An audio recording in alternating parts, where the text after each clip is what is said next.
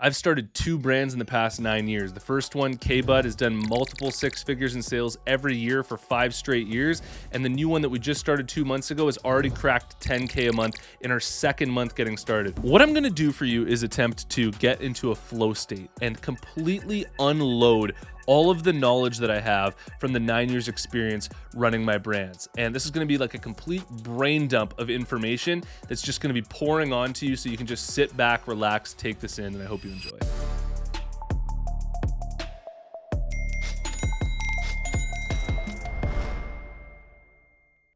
All right, so if you're starting up a brand for the first time, I wanna let you know that the idea of your brand is likely way more important than you're giving it credit for. Think about how many other brands are likely doing something similar to what you're doing.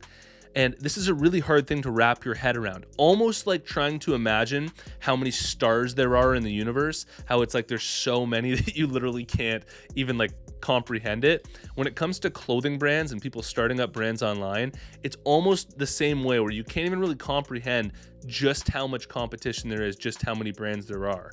And so the idea behind your brand, the whole concept of your brand, is so much more important for you to have a competitive advantage in than you're likely giving it credit for. This is why with my new clothing brand TherapyWear, we absolutely spent so much time on the brand concept and coming up with something that had never been done before. Our new brand TherapyWear is an infrared heated hoodie for pain relief in your neck, back, and shoulders. As far as I know, this is the first that's ever existed like this. We filed a patent for it, and the importance that we put on having a competitive advantage in our idea and doing something truly unique that's never been done before is probably why we hit $10,000 in sales in our second month, is the fact that there was that sense of, oh my God, I've never seen anything like this before. This is something completely new, and it's serving true value and a true function.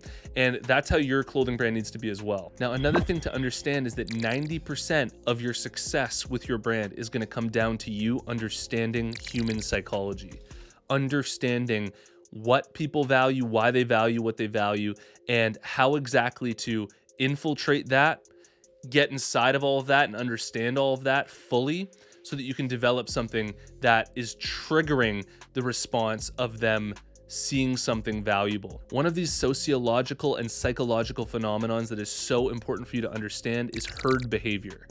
As human beings, we don't like to admit this. We actually like to rationalize our way out of it and believe that we're different and we're not like other people. But herd behavior is one of the most common traits from culture to culture that exists within human beings. And it is the desire of human beings, whether it's subconscious or on the surface, to want to truly fit in and do what other people are doing. We look to the crowd to see what's cool. We look to the crowd to see if we're being accepted or if we're not being accepted. And when you're running a brand, this herd behavior is something so important to understand. This is why things like social proof are so important for your brand, is because when you have multiple celebrities and multiple influencers and a big following on social media, the way that this affects the perception of the people that you're trying to sell to is probably the most valuable thing that you could ever retain for your brand. And this is due to the herd behavior. When people come across your brand, they see that you've got a tribe already. They see that it's cool, that it's already being accepted, that other people are liking it, that people that they look up to are liking it, and it makes it so much easier for them to want to purchase. It removes any friction that they'd have having to assess whether your brand's credible, assess whether your brand's cool. It eliminates that. It bypasses that, and it is a proxy for them just immediately trusting your brand and believing that your brand is credible. Uncovering the concept of social proof and applying it to my first brand, Bahd, which never should have been successful at all in the first place. I recognize that if you're watching this video, you're probably thinking, Bahd, that's like the dumbest name ever for a clothing brand. It's the stupidest thing I've ever heard. Yes, I agree. It should have never been successful. It should have never had any really good results. We should have never hit $70,000 a month in sales. But the reason why we did is because I uncovered this concept of social proof, and I dug deep into all of the psychological principles that I needed to apply to my brand, and I transformed the brand into something that was being seen as valuable and something that people were registering as something that they wanted to identify with themselves. And so I can't express how important this is for your brand for you to gain that credibility and for you to gain that social proof, especially if you're running a streetwear brand, a lifestyle brand, or a fashion brand. Understanding the nuances around all of this is going to separate you fully from the other brands that you're running. And understanding what type of brand and what type of value your brand is offering is also going to set you apart. Like with TherapyWear, it's way less dependent on social proof, even though on our website we've got chiropractors, physiotherapists, registered massage therapists, customer reviews, pictures of people wearing it, and we've put so much effort into getting a high credibility on our website. But I know that the value that this clothing brand is offering is utility value. What we're trying to do is relieve people's neck, back, and shoulder pain by wearing a hoodie.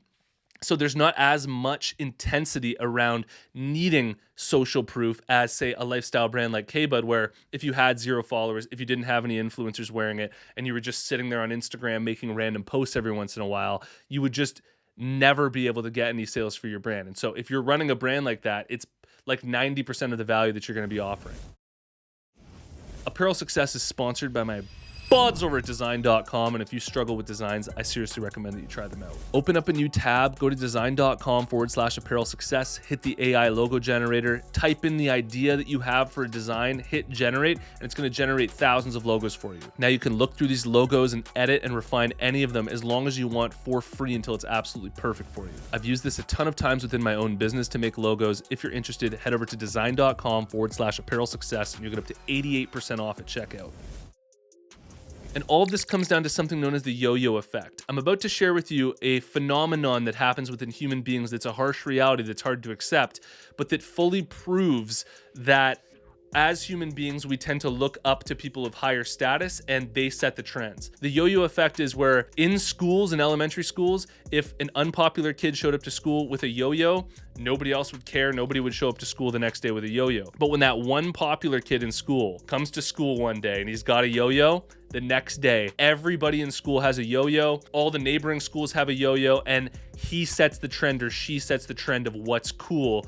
And it's the exact same phenomenon that happens with your clothing brand. It all comes down to who your brand is associated with. And if your brand gets associated with somebody of a particularly high status, it's going to absolutely transform your brand overnight because it completely alters the overall perception of your brand. Beyond this, there's a term in behavioral economics called temporal discounting. And the way that I learned about this term was actually through investing. Once you start making up a little nest egg of money, you'll likely want to get into investing your money because it allows you to compound your money and make money while it's just sitting there in your bank. And learning this concept of temporal discounting also applies to the way that your own psychology works within your clothing brand. And what temporal discounting is it's where we tend to discount the future and our experience of the future and the results of the future for the present moment. And the reason why this applies to your brand is because if you're putting so much value on the results that you're getting right now and you're letting it affect you so much and you're not seeing that all of the work that you're putting in right now will pay off in the future and you're just discounting the future, you're going to constantly struggle to get results because all of this, almost all of this for your brand is going to be experienced with a degree of delayed gratification. And delayed gratification is essentially where you're sacrificing the moment, you're sacrificing what you're doing right now to get results in the future. The less that you are a victim of this phenomenon of temporal discounting, and the more that you can value your future and value all of the work that you're putting in right now and build towards your future goals and future results, the better you're going to perform inside of your clothing brand, hands down. Like, have you ever been with somebody where they're watching a sports game and maybe in the first period their team goes down 1-0 or they're losing or whatever, and it's like, oh my God, it's the end of the world, and they just have no reality or understanding that it's a full game that's played within, a long amount of time and that they can still get it back and that it's not over yet. And it's basically the same thing in your brand. Like, if your results aren't good within the first 6 months, it doesn't say anything about how your brand's going to do in the next 6 months or in the next 2 years or in the next 5 years. For my first clothing brand, Bahd, it's a lifestyle brand, our first 6 months, we only sold to friends and family. 5 years in, we were doing $70,000 months for our brand. After 6 months, I wanted to quit. I was like, well, the brand's just crap. And we're never going to be able to get anywhere. And then 5 years in, after building and sacrificing and putting in work and slowly building up the social media and slowly building up our celebrity and influencer endorsements, guess what? We break down all of those barriers that everybody else has, all of that common thinking that everybody has that, oh, well, it has to go right out of the beginning. It just has to go right out of the beginning. Otherwise, your brand's crap and you should just give up. All of that's completely wrong. It's completely wrong. And very few people understand that. Very few people understand that all of this is a work in progress and you can build something amazing in 5 or 10 years if you just stick with it and you keep building and you keep growing. And, just to absolutely hit the nail on the head here when it comes to what this is all about, what you're trying to do, I want to absolutely just get inside your brain here and help you fully understand what this is all about. It's all about value. All of this comes back down to value. And your value that you're creating within your brand is something that you could literally determine through how good your skills are as an entrepreneur is going to determine how good your clothing brand is. How good are your designs? How good is your website? How good are your products? How good is your brand concept? How much does your brand concept align with the target audience? And getting all of that honed in is going to offer your customers more value. And if you're not doing that, if you don't do that well, then they're going to experience it as less value. What all of this is about, even you watching this video right now, is you're probably naturally, whether you know this or not, assessing just how much value you're getting at any given moment. Am I giving you a ton of value? Are you, taking all of this in and really feeling like you're learning something and like this is worth your time to watch this video? Or are you literally sitting there going, I don't know, maybe at any second I'm going to click off this video because it's just not valuable enough? And this is literally how human beings are naturally wired in our brains. Our brains are wired to either experience value or experience fear. So when we enter any given situation, there's either a threat or it's value. Your clothing brand, when it comes across people, the way that you're presenting it to the world, it needs to feel like value. It can feel like a threat if you're not giving them value, because it could potentially harm their own status. It could harm how they look around their friends. It could harm their whole, basically, life if they purchase from a brand they're wearing. I know that sounds drastic, but it's true. If they purchase a brand that they're wearing that's not cool amongst their friends and amongst who they're wearing it around, it's going to affect their status. It's going to affect their perception. And so they'll literally see that as a threat or a value when you're presenting your brand to the world. And then also think about scaling. You can't have a successful business that's paying the bills, that's growing in equity, where you could potentially sell your company for millions of dollars, if you're not scaling it. If you're just making those sales every once in a while, it's always just going to be a little fun business that you have on the side where maybe you make an extra couple $100, you maybe make $1,000 here and there because you're selling some products. You constantly have to think about how you're going to scale your business. And you can do this through either increasing the volume of content that you're posting on social media, increasing the amount of money you're spending on ads, increasing the amount of influencers that you're working with. And all of this is done through creating systems. The purpose of systems is to increase the volume and increase the efficiency of how much volume you're putting out there when it comes to the way everything is running.